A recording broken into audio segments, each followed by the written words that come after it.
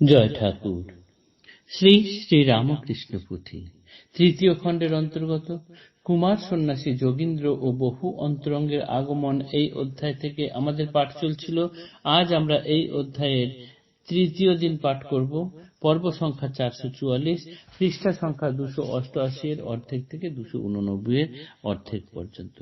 এর আগের পাঠে আমরা দেখেছি কুমার সন্ন্যাসী যোগীন্দ্র যখন মাত্র 16 বছর বয়স, সেই সময় থেকেই তার কামিনীতে অতিশয় ঘৃণা।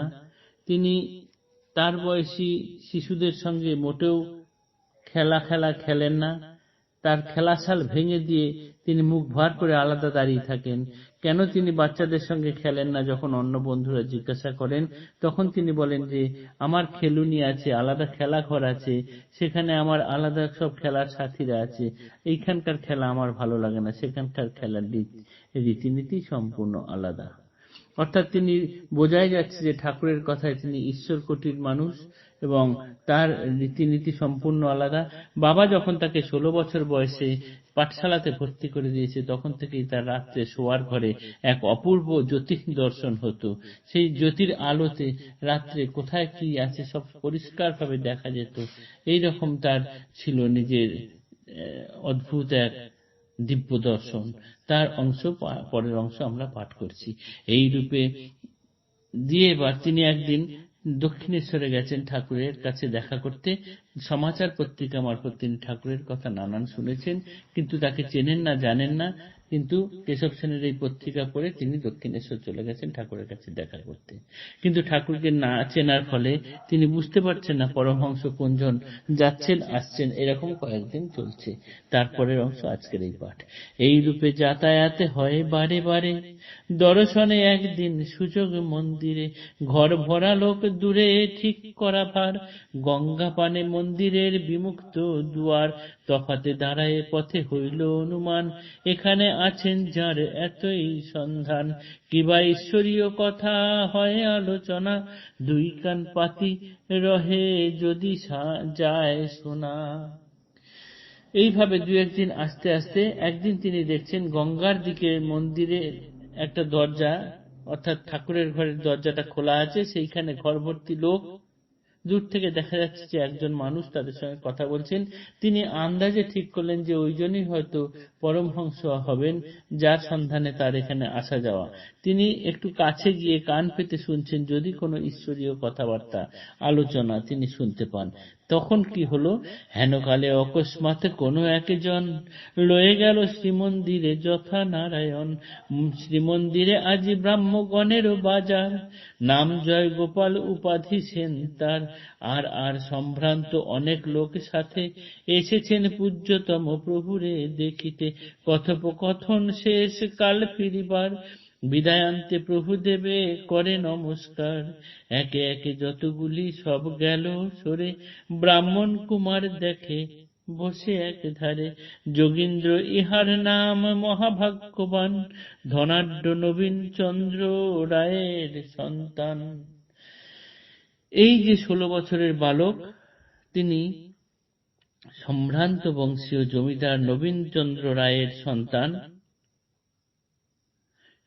তিনি ঠাকুরের ঘরে গিয়ে এক কোণে বসে আছেন। আস্তে আস্তে সবার বাড়ি ফেরার পালা, সবাই ধীরে ধীরে ফিরছেন। ঠাকুরের কাছ থেকে বিদায় নিয়ে তিনিও ফেরার কালে তারও একবার প্রণাম করলেন ঠাকুরকে, তারপর এবার ফিরে আসছেন। সারাদিনের কথোপকথন তিনি শুনেছেন।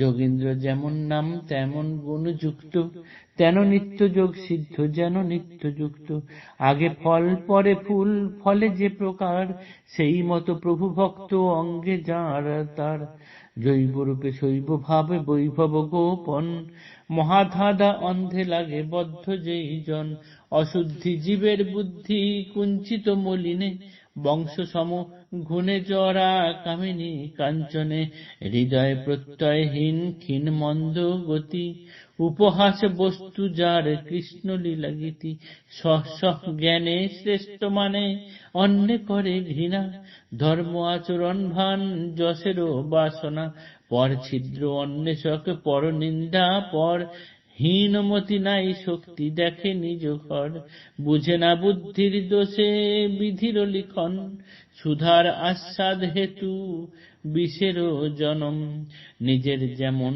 তেন অপরের জ্ঞান, মতভেদ মাত্র পথে সকলে সমান, এ জ্ঞান ঘটে কভু নাহি খেলে তার, ধিক ধিক জীব বুদ্ধি কেবল ঘৃণার, হীন হেয় জীবের বুদ্ধি এই রূপ, কেমনে সম্ভব দেখে প্রভুর স্বরূপ, ভক্তগণ অঙ্গ তাঁর জীবেরও আধারে, নিত্য মুক্ত নিত্য সিদ্ধ মুক্তি দিতে পারে, নবীনে প্রবীণ বুদ্ধি না শিখে পণ্ডিত, বুঝিবে শুনহ রাম কৃষ্ণ লীলা গীত।